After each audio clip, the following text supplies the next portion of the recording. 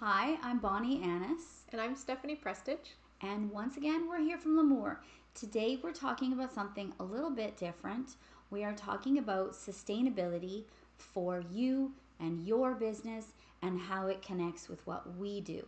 So, interestingly, Stephanie approached us a little while ago and pointed out that we are not talking about sustainability for our clients to help them thrive in their businesses. And we go so much beyond selling products. 100%. And I think that's really important. We are not typical in this industry. Of course, you still have to get a membership on our website. We don't put prices on our website. We deal with professionals only. But we go beyond just, here's your products, here's your package, go be happy. Stephanie, we've talked about kind of three ways that we really, really believe we can help our clients be successful and thrive in their business. The first of which is bigger is not always better. Yes. We see that when people get excited to open a business, they think they need this large square footage, 5 or 6 treatment rooms, fully furnished, fully stocked, large retail area with multiple product lines. But the big question is, they put all this money forward at the very start. Are they going to be able to pay their bills in 6 months In from 6 months. now? They need a runway. They need a runway to be able to keep paying their bills, to build there. One of the things we've often talked about is maybe, everyone's got a budget, and that budget is different. 100%. But in your budget, you need to make sure you've got room for your marketing dollars. How are you going to tell people that you're there? And you've got to make sure you've got room to pay your bills, pay your rent, pay your employees until you get to that point of that dream spa, the 5 or 6 treatment rooms with the beautiful retail area.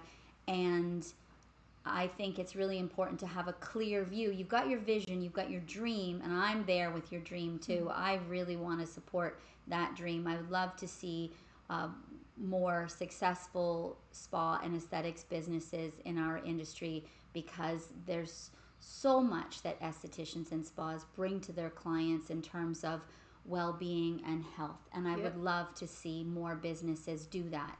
So start reasonably. If you have a space with multiple treatment rooms, shut the doors to the ones that aren't fully furnished yet. Shut the doors and focus on one room. Get one room beautiful, and then go from there. One treatment room at a time. 100%. You don't have to have all 5 done at once. Certainly it helps that we don't have any minimum orders, so that it works with whatever your goal is. And I think I just want to add to that point, because I think that's quite significant. On our team, we are comfortable with multi-million-dollar budgets, and we are comfortable with $100 budget. Yeah. And hey, it's what the works way best we've for you? run our business for 18 years now, in that every client brings their value, and we want to know what the needs are for every single business. Yes. So that we can big and small and be there to support with whatever budget. Yeah, and give the same support to everybody. We don't treat the support different if you're a $100 client or you're a $1 million client. No, it's the same across the board in support for success. Because what we've noticed about those $100 clients is if they can stay in business, they have a much higher likelihood of becoming that $1 million client. 100%. And we just want to support and guide to get you there. We've been doing this for a while now, and we know a few things. So I think also one of the things we need to talk about more is Esties and their besties. Yes. It's a title we just kind of came up with very randomly in March of 2020, when times were very different than they are right now. It was a very weird place to be in. We kind of created this hey, it's Estes.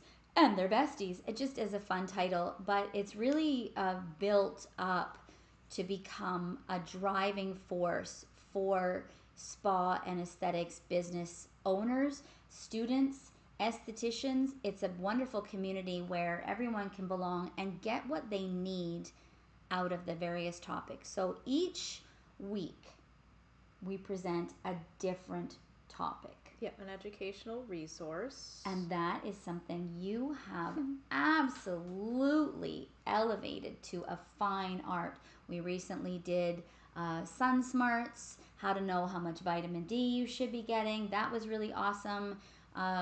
What other topics in education have you presented recently? The importance of sebum on the skin. Oh my God, I love sebum. Starting to learn what is happening in the industry. So deep diving into what a probiotic really is. Right. So lots of educational topics, and that's one week. Every month we have an education topic hosted by Stephanie, who, as we all know, has wonderful credentials. We do 1 week a month based on marketing, not just what marketing is, but nuts and bolts. How do you market your business? Because you can hang a sign outside your door, but if people aren't walking by, they're not going to know you're there. And sometimes a step-by-step guide. Not every esthetician went to school for marketing. Not every esthetician went to school for accounting. Right. So you can also get into finances. And I make this walk face about out to help people. Yeah, we talk about finances like this. Nobody wants to do those kinds of things, but until you can get to the point where you can hire someone to do it, and even then, even if you do have all the money to hire someone, you still need to know what's happening financially to manage your business. How do you know if you're making any money? And that financial management is a topic we cover once a month. And then the fourth week of the month, we cover an exchange topic, which is where we get to have great conversations about thriving. We had a wonderful guest speaker this past week, Giovanna Lepera from Windsor. She did a wonderful presentation on thriving your business and being very intentional. We had some great conversations around that, and I think it gave us a lot to think about. So I think that sustainability is absolutely a driving force behind Esties and their besties. And I just want to take one more minute now, where we're close to the amount of time that we wanted to talk about. But I want to talk about how, because you've brought this to our attention, how L'Amour envisions sustainability to support our clients. There are 3 pillars, which are social and sustainability, economics, right, and environmental. Most of the time when we think about sustainability, we think about the environmental sustainability, and it's certainly the one that's kind of most obvious. We really work to reuse our packaging material whenever possible, because if you don't have to produce more corrugated, more packing materials, it's more sustainable for the environment. It doesn't end up in landfill or recycling. We are definitely moving towards less paper. We're not doing printed catalogs. Our website is mobile friendly, so you can find what you need. You can download your guide for spa professionals, and we teach you how to use it on your devices without having to flip through a bunch of paper. We are also both registered beekeepers. 2 members of the L'Amour team are registered beekeepers, because we know that when we can have a diversity in our environment, that brings environmental sustainability, and we both grow lots of food. I'm going to pull up too. I'm going to do the social pillar. Okay. Because I'm an employee, and I think it's going to resonate a little better from an employee of L'Amour. Okay. When I started here, one really thing that stood out to me is acceptance. Acceptance of individuality. Acceptance of who people really are. and being valued for individuality and being valued for diversity, uniquenesses, and even a person's own personal challenges, and being able to spin our own challenges to make it work in our creativities. I know I've called you this many times, but the cheerleader, because of, oh no, I'm going to make her start crying, because of how passionate you are both, as both owners, yourself and Will, of passionate to the team and significant respect of each team member and support of each team member to be their best self.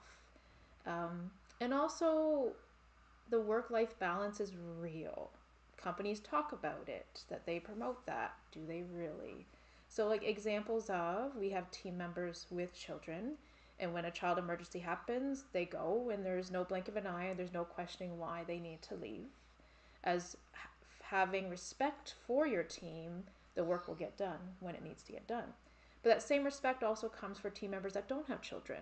And we've had pet emergencies on the team and they need to go to the vet with their pet. And again, there's no questioning it. And they respect you, both you and Will respect each team member and respect their ability that their work will get done, even when emergencies need to pull them away from work.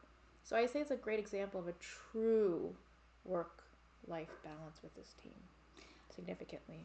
I find this fairly uncomfortable to have this conversation.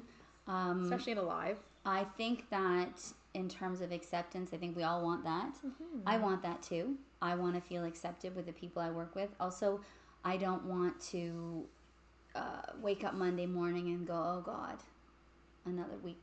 Mm-hmm. You know, I want to wake up Monday morning and be excited.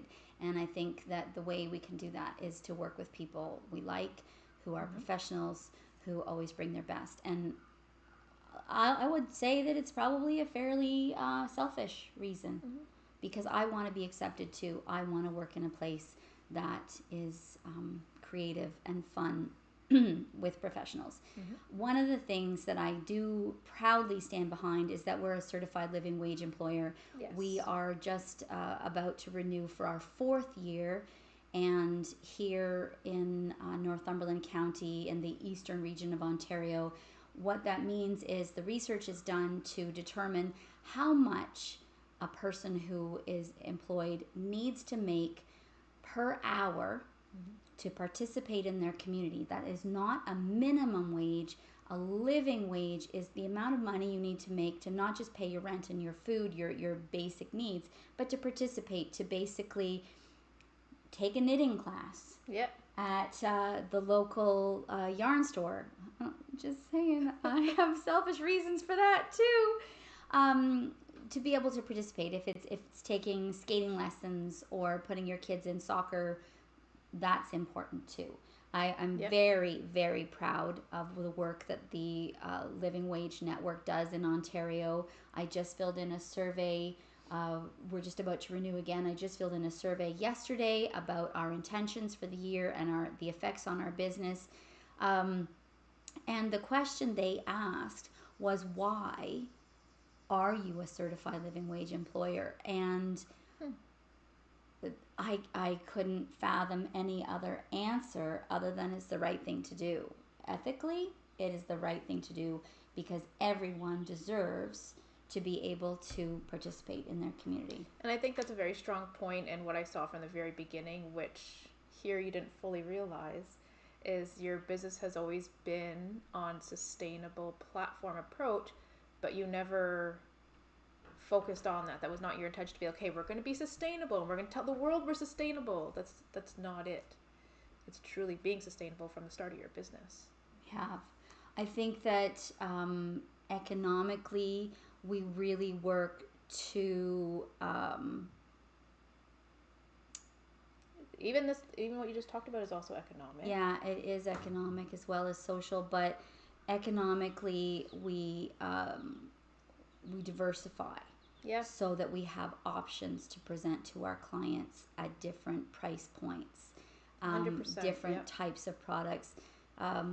Economically, we work to when it's more cost effective to bring, for example, student kits. It's student kit season, and to bring them, we try to make one trip. Yes.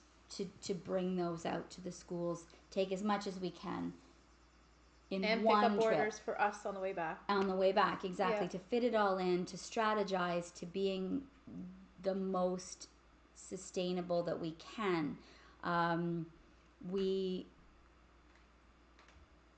make sure that every member of our team is doing the right amount of work for their role to be effective, that each person does what they're good at. We put the right people in the right roles because that is economically the most sustainable. And freedom of work. Yeah. Yes, there's of course guidelines for a company, as in the sense of the message of the company is being shared, but how that message is shared is full freedom for the team. There's no micromanaging, freedom to try things different ways. And also on the team as well, freedom of speaking your mind, I think is quite significant. I do like that. Of course, I have 3 children who have always spoken their mind, so it's no different. Yep. On our team, I like to hear ideas, and honestly, I think I could probably list 5 or 10 things over the years where things that we do, things that have grown our business, have come from an idea from someone on the team that we didn't think about. Yep.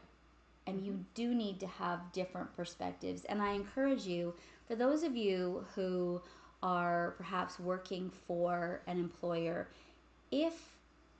take a look at where you're working. Take a look at where you're choosing your products from. Can they meet the criteria of environmental, social, and economic sustainability, so that you've partnered with the right employer, the right vendors, to have a sustainable career doing something that you love to do. Yep. I hope that this has given you some good thoughts about ways that you can build sustainability into your business, and thoughts about who you want to have in your life as both an employer and a vendor. Thanks for joining us today. And I want to add one other thing, so I think that's a very good ending. And to add to that ending, we are always here to support you in SDs. So in the link below, you'll see our website. Click on website, click on Learning Center, and join us every Tuesday. You'll see at least 8 or 10 events coming up. Yeah. So please come and join us. Thank you.